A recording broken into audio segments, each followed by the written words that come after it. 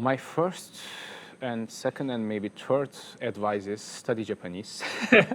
First three advices are study Japanese, study Japanese, study Japanese, because not many people can speak English, though they are helpful.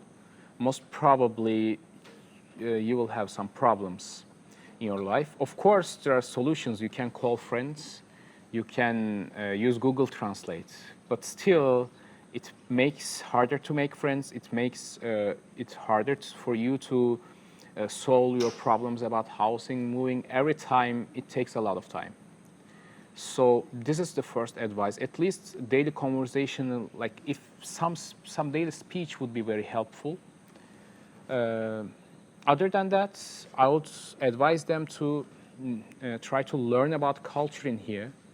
So when you come, try to be respectful and stay in their culture, because it's so unique. And if you make mistakes in this culture, of course, because you are a foreigner, there will be much more forgiving than a Japanese person doing that. But this country has a lot of manners, and people are always trying to be kind to each other. So you can fix it later, but it's hard. So the best is to not make those mistakes at the beginning. For the research, I would say be careful about the professor you are choosing to work with and the laboratory you are choosing to work with, because that's almost everything in here. And be aware of that. You have to work most of the time individually. Of course, your professor is going to help you, but you should have a very good self-discipline, because most of the time you should do things by yourself. Of course, you will report to your professor, but as I said, you should have a very good self-discipline, because Japanese people have a good self-discipline. So this is also because of the environment.